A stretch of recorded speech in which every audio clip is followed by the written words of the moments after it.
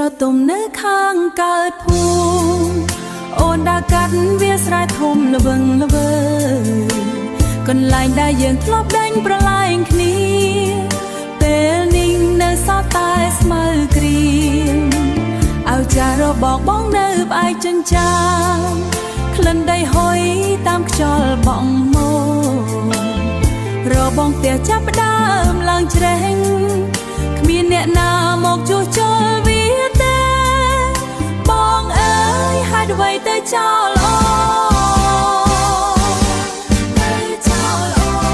ផ្លូវដើរនេះហាក់ដូចជាវែងឆ្ងាយគ្មានអ្នកណានិយាយជាមួយអូនដូចកាលពីមុនដែលមានបង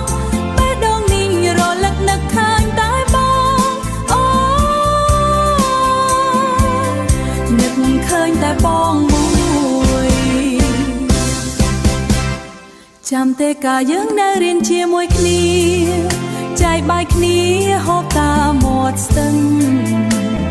បងថាចង់ធ្វើជាអ្នកមានចង់ឲ្យគ្រួសាររស់នៅស្រួលតែវាសនាមកកាត់ផ្ដាច់ទៅទុកឲ្យអូនរស់នៅម្នាក់ឯង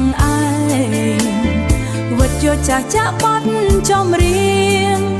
ដែលយើងធ្លាប់ច្រៀងលេងរាល់ថ្ងៃបងអើយហេតុអ្វីទៅចោលអូ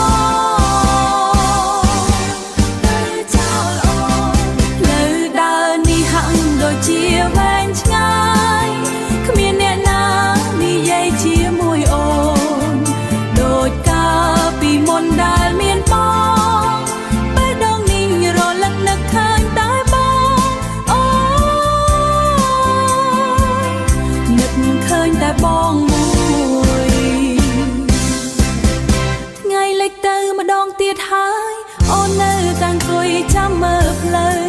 ទោះដឹងថាបងមិនត្រឡប់ក៏ចិត្តមិនចង់ដើរចេញទៅ